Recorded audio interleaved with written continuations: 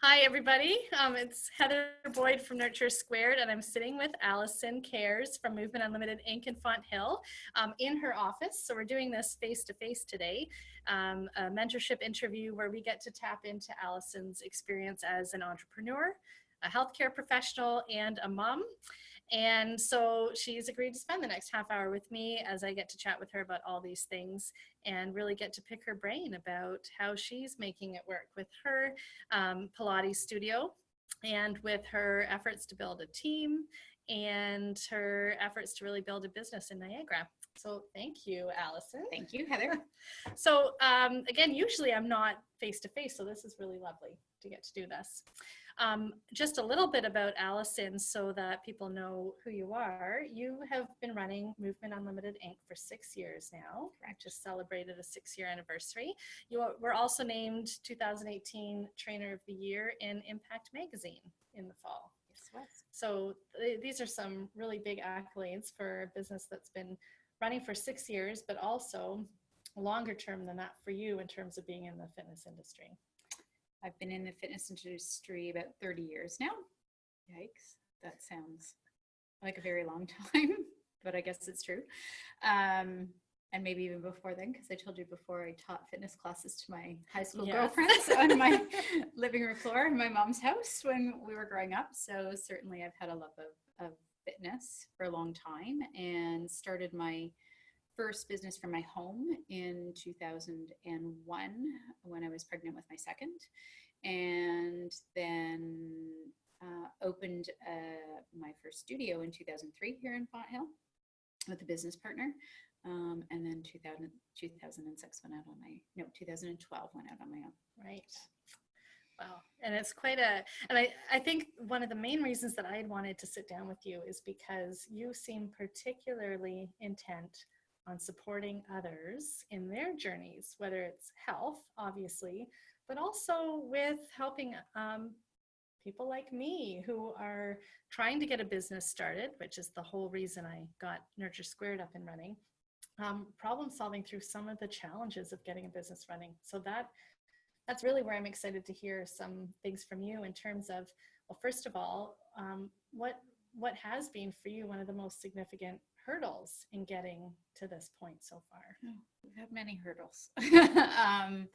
I mean, certainly changing business structure, going from that partnership to being a one-show pony, if you will, is huge for me.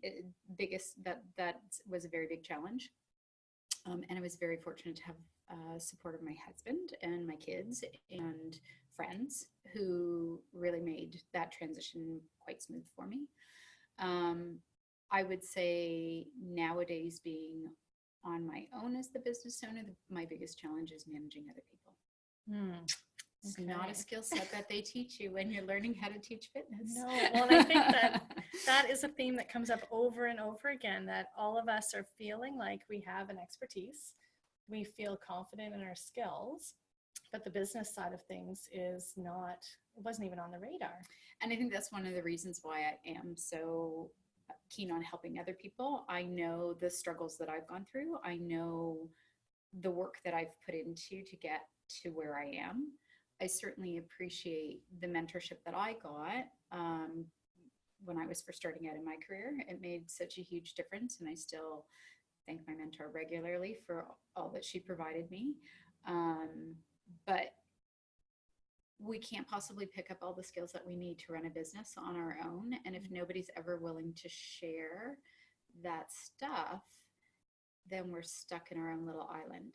And I don't like seclusion as much as I tell everybody I'm an introvert, and I am an introvert, but I also don't like seclusion. So I think it's so important to gather people together to help share that information and share your expertise. We're no competition to each other. Everybody has their own skill set and their own thing that they're good at. Even amongst my team, I have instructors that are particularly skilled in an area that I'm not, and I don't want to take their area of expertise, and I know they don't want to take mine. So we can learn from each other and we can share that information, and it's not threatening.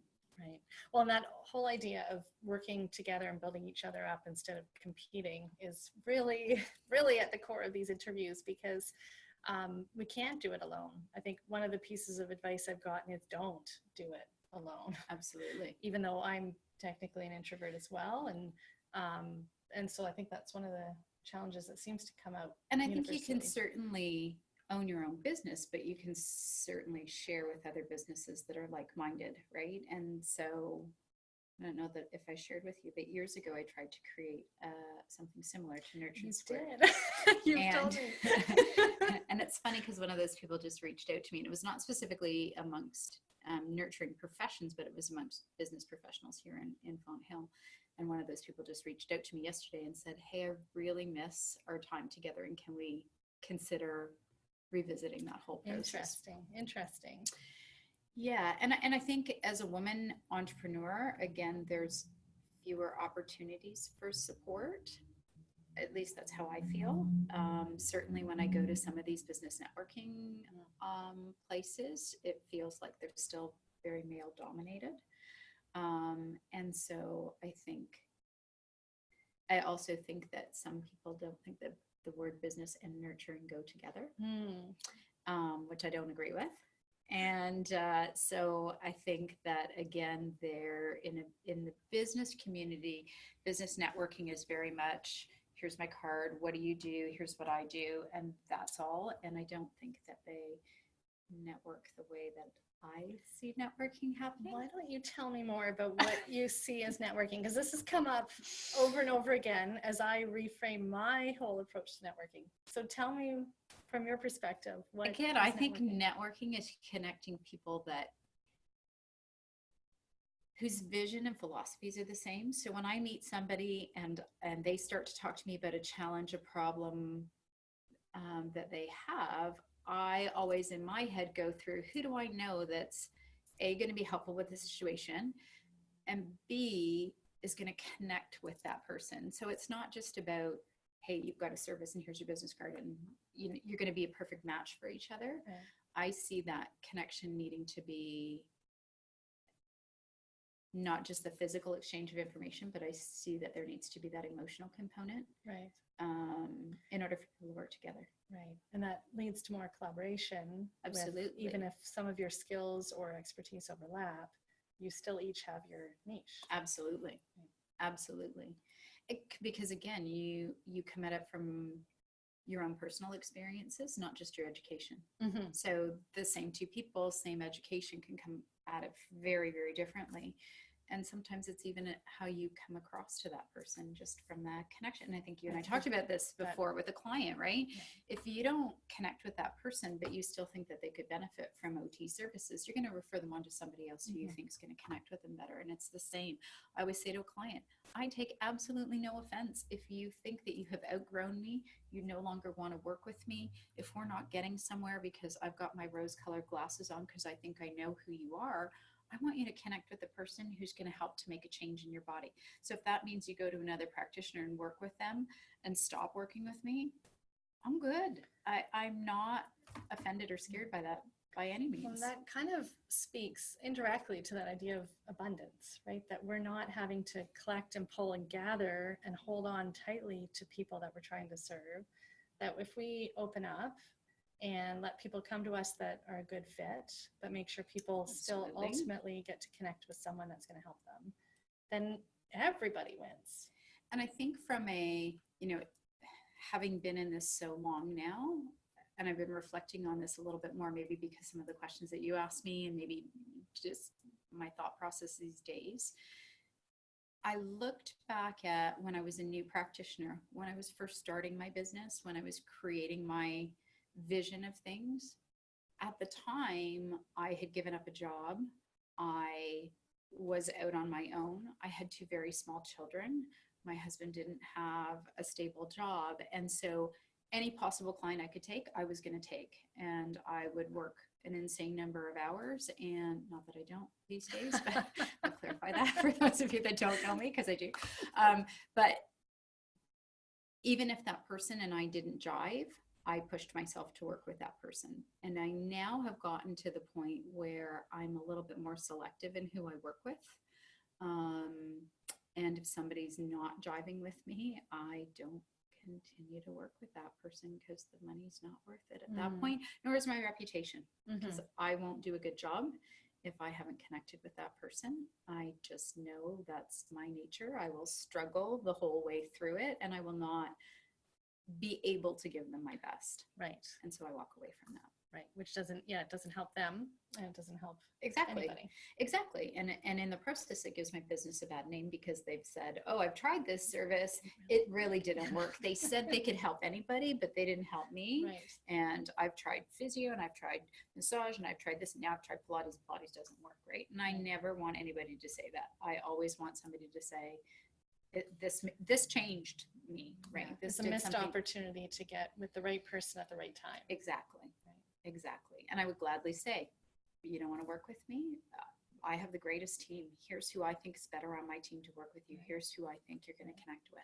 And that whole idea of, opening up like that and nurturing the relationship first. Yeah. And then nurturing the connections with others that are part of that bigger environment, right? Exactly. I mean, that just, that resonates with me pretty deeply.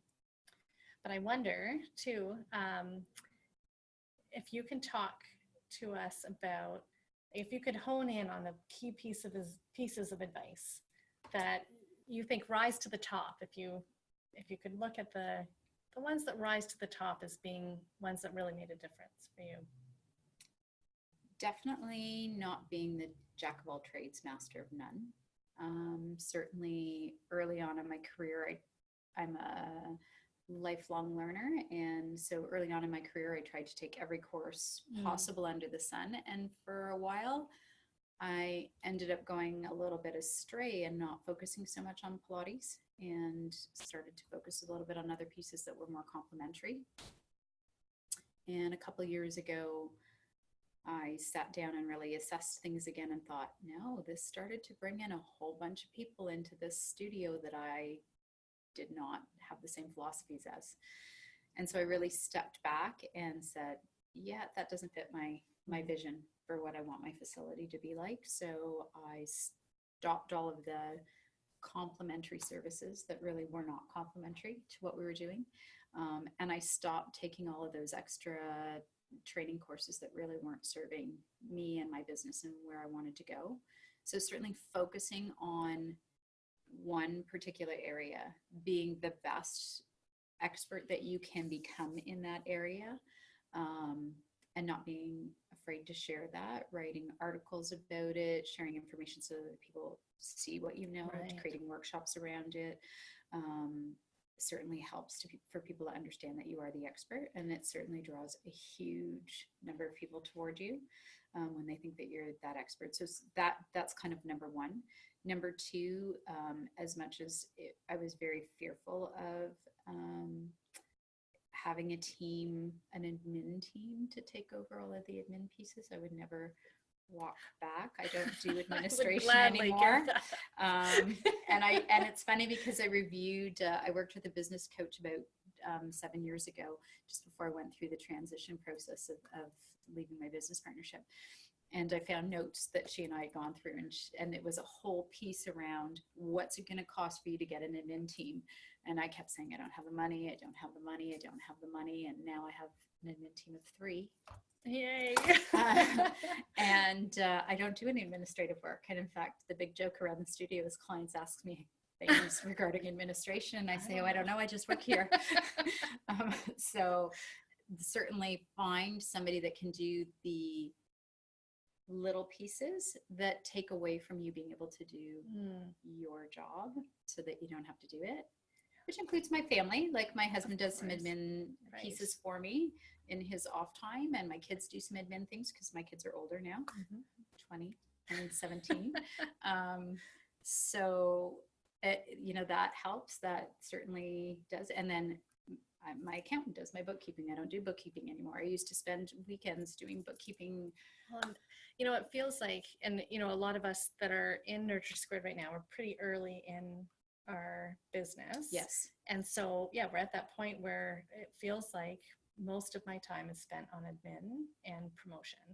And I think that's not what I signed up for. I want to actually work with people. Yes. And every moment that I spend with admin, it's not a waste of time. It needs to get done, but it's a moment that I could be, if I can tap into where the clients are that need me, I could be working with them instead. And if you can hire a professional that can target that stuff, then you don't have to be doing it, right? Like I know you did that interview with Lucy. Lucy's so good on honing in on where is your market, who are you supposed to be talking to, and all of this stuff. So you're not going in. So that, exactly, right? Or thinking that you're talking to the right person. That was our biggest mistake before starting work with Lucy. Was our biggest mistake was we talked to too broad of an audience. And we didn't narrow it down enough that we were talking to the people that we were trying to attract. We kept talking to the same people, the ones we already had in our studio that were completely useless, right? So again, trying to find a professional that can help you with those little pieces, and or finding another business owner who's willing to share that information. So if finance is a worry for you, if you're trying to spend all your money on growing your business right now, can you find somebody else who's more senior, who is in business, that's willing to share those things? Right. There are some of us out here. Yeah. Thank goodness. Well, and that idea of not doing it alone and getting the support, especially for the things that aren't actually your trade or your expertise, is something that came up in our first interview or second interview with Nurture Squared as well. Like, don't do it. Like, don't spend your time doing that. If you can, get somebody else to do it. Absolutely. So that, if it means trading services, I've done a lot of that in my days. Still do some of that, and because it just serves me better, right? So sometimes it's about, if you can't afford to give somebody cash for their service, do you have a service that you can trade? Do you have something that you can offer to them that's going to allow you to get their services and their expertise without you having to put the money out, especially if you're new in your business? Right. Yes. Right. So don't be a jack of all trades. Right. And if you can't be jack of all trades, then get rid of all those other trades and give them to others to do. Absolutely. So that you're not doing it alone. Absolutely. Can I ask about something that comes up over and over again in conversations in Nurture Squared about fees and being comfortable with the money side of things? I don't even think I prepared you need for to that talk question. to Gail about that one. Maybe even in the earlier days when you wouldn't have had right up until last year I gave away my services at way less than what I knew I was worth. Giving our services away for free is a hot topic because we feel like we need to let people know what we do by giving it away for free, but then we end up undervaluing or devaluing the very thing that we're doing. Certainly some of the forums that I'm on, say absolutely never, ever, ever give anything away for free. And I struggle with that piece myself. We still have a free intro to Pilates workshop in the studio because our experience is people have preconceived notions about what we do. And unless people actually feel it in their body, they can't connect with what it is that we have to offer. And what we offer is a little bit different than what some other people offer in terms of Pilates training. So we need people to experience it. So I always do give a little bit away for free. Not frequently, but a little bit away for free. When it comes to pricing, I'm horrible. And actually, we are working with students at Brock University in their MBA program. And they're helping me on this as we speak to look at not just how I've priced myself, because we've priced ourselves similar to what other people in our area offer. But that being said, we know that our service is quite different. And so they're helping us to look at what are our expenses versus what we're charging, and are we actually making money or actually not making money? So maybe we'll have a more detail to this in the spring once I've finished and they come back to me and say, no, this is how you have to do this. But certainly looking at what other people offer and then actually comparing apples to apples, because that's a big thing. Frequently when I've had new admin team come in, they'll say, okay, well, so-and-so is charging this for their service. And I'll say, great, but we have this, this, this, and this, and they don't have those skill sets. Right. So again, look at what you have to offer, and what is the other person that hangs their shingle with the same name on it offering, and are there some differences that make you worth more? Right. and being confident enough to share Well, that that's with the people. second piece I wanted you to unpack a little bit, because it's like money is the M word that Took me a long time to ask people for money. I was horrible. I still remember being a kid delivering newspapers. My dad was a journalist. I had to deliver newspapers. And I still remember not collecting for weeks and weeks and weeks on end. Because you felt uncomfortable asking for money. And then when I would go ask them finally, 6 weeks later for their newspaper, I would have usually only charged them for 4. See, this is not just it's a huge you. thing. This is almost everyone that I talk to is having the same challenge, that discomfort, even if they've picked a value for per hour or per service, then to actually let that amount come out into the air where someone else can hear it. Put it on paper, hand it to them, and you don't have to tell them. And what I often do when I do, because again, I don't have to do this so much anymore because I have an admin team who does that for me, which is really great because then I never have to discuss it. People say to me, oh, what are your rates? And I say, come on out, I'll show you to the admin team and they'll talk to you about it. And my answer is always, I don't know, because I just work here. So let me get somebody. The layers all figured out here. 18 years later. But yeah, I always take them to somebody who knows more. But when I have had to, I always say, here's my price list. And we have a sliding scale in our studios. So we have a single session rate and then we have package rates. So if you're going to work with me more, you're going to pay a little bit less as a reward for working with me. So what I do is I always hand them that and say, don't expect you to make any decisions today. Why don't you take this home with you? Why don't you look at it? I'm not going to charge you for today's session. We'll discuss it next time I see you. Right. And then that removes the problem. Here's the second question to this, part B. Why do you think it is so hard? And I think because I think it does apply more to women in the helping professions, yes, who are in this profession or their profession because they want people to feel better, do better, feel more satisfied, reach their goal. Like it's not like we come in with the primary goal of earning money. Right. We're in it for the primary goal of helping other people. Absolutely. And it's only sustainable if we're earning money. Yes. So it's I think we forget that it needs to be a close second, unless you're truly developing a business model to be purely pro bono. Yes. Not for profit. No, why? But even a not for profit. So one of the things that helped to make me think a little bit differently, because I sit on the board for a not for profit, even a not for profit makes profit.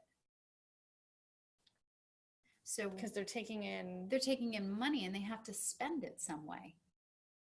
But they make profit. Right.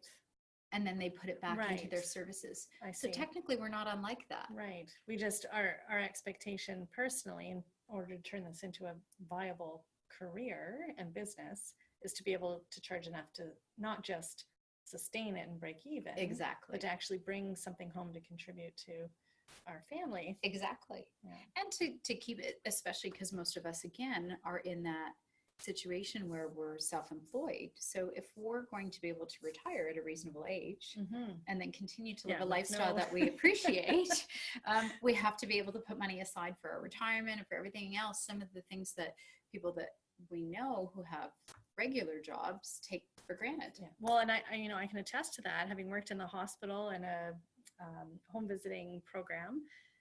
It was paid for by the taxes, so it wasn't free. Right. But I never had to justify the value of my work based on how much a client was paying, because they weren't. I could give freely of my time to anyone that called me if I actually had time to speak to them. There was time, and unlimited time in many senses of the word, because there wasn't ever the need to then bill them for that time. Right. And that shift, and I think others are going through that too, that shift of making sure we're not undervaluing our skills, that we're finding people that also value our skill enough to be agreeable to pay us, and then to make sure we sustain that enough to make it not just a hobby. And I think what you said is really key, Heather, is if you find a person who values what you do, they will pay you whatever that you ask for. And we went through this process kind of fall of last year, where my admin team said to me, you are not charging enough and you will increase your rates. and you have all these extra skill sets, and you must. And I, said, yeah, I agree with you, but I don't want to do this. But I don't want to do this, and I don't know how to do this. And one of my HR manager wrote this fabulous letter, and she said, we're not apologizing for the fact that we're charging more money for your services. We're telling them why you are that much more valuable. Right. And it was like, okay, fine, and we did have some debate, and I won the debate about just how much we would increase my service rate. And it was really very interesting. I lost one client only. I had one client switch from private to semi-private, which is actually more profitable for me. Cheaper for the client, more profitable for me. And I actually had 3 clients walk in and say, well, it's about time. Well, there you go.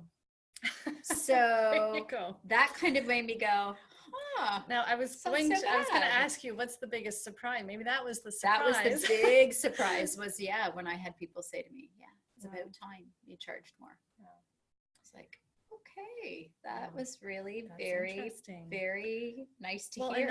And that's really encouraging for me to hear, because again, I think this issue of free and this issue of giving in a profession where we're already giving, where it's not, we've chosen these professions because they have personal and professional value in terms of helping make the world a better place, really. Like no one that's listening to this is here because they're interested in making more money hand over fist without making the world better. Right.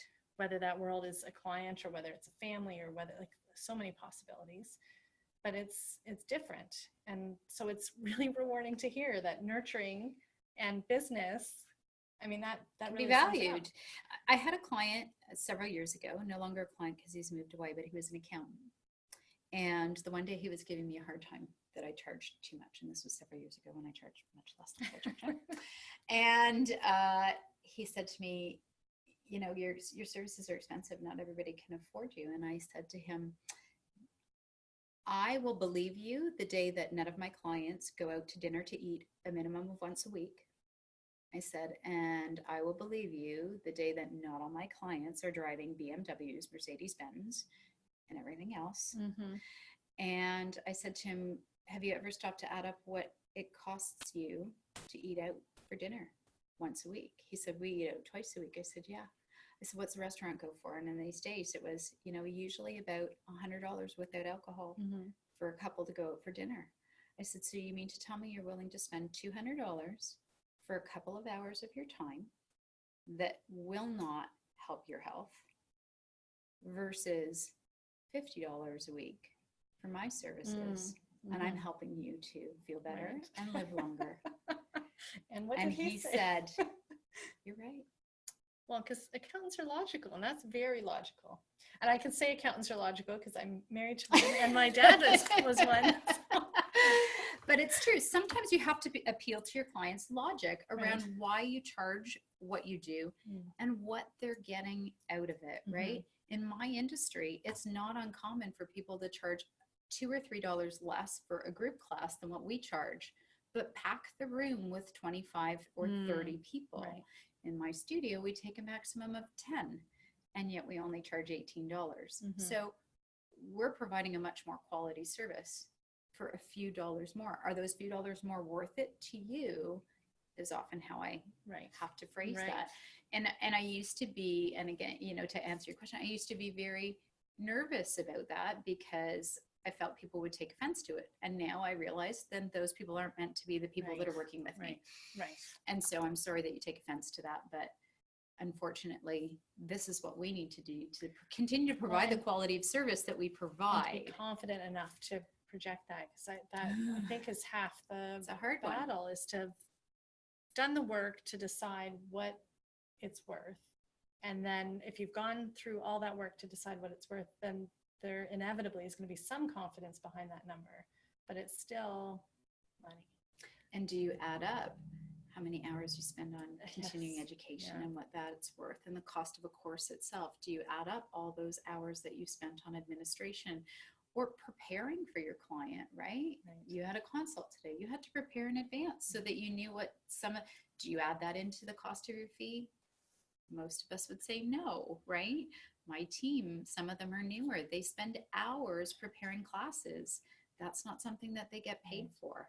So, but we should all get paid for that because that's part of what our service is. And so we have to market our service and the amount that we charge for it as inclusive of that kind of stuff. So, yeah, it's important work. It's hard work to do that, but important work to establish. One last question before we wrap up, and a broad one. Just if you can tell us what the biggest reward, and I don't think I've asked you this yet, what is the biggest reward? Because it's not easy. Like I used to go to work and I was paid whether clients showed up or not. Like I liked my job, but I'm finding that there are pieces that are way more rewarding privately despite the hard work. So what for you? You kind of sent me a question similar to this, and I was struggling with that one. Hoping we weren't having to answer that one. I honestly think that for me, the reward is when a client smiles, a client tells me how much better they feel as a result of what they've done, when they share with somebody else about my service, because I've obviously impacted them that much more, when they feel the need to share it and tell somebody else about it. Yeah, it's seeing the changes. It's the small little changes that you see over time that to me really make a big difference, right? And I found that when I train, I try and point those differences out to clients a lot more because they couldn't see them previously. And so I start to say, do you remember when we first started working together and this is how you presented to me? And look at you now. And I think I started doing that out of a need of a few clients who were a little bit more negative and couldn't see where they were going and were looking for some big, humongous change. And now I make that as standard as a part of all of my clients within the first couple of weeks and seeing them, I start to point out the differences and they see that difference as well. So then they leave and you can see that they come in stressed and they leave lighter, or, you know, it's the change. Like you said, that's why I do what I do. Making the world better for somebody on some level to have that positive impact. Yeah. Great. Sure. Great. See, that wasn't so bad, was it? Yeah. Anyway, I think we'll wrap up, but I want to say thank you again, Allison. Thank you. You've just been a minefield of advice and mentorship for me since I came to Niagara and we connected. So to get to connect with you this way is terrific. Awesome. So thank you. Thank you. Bye. Bye, everybody.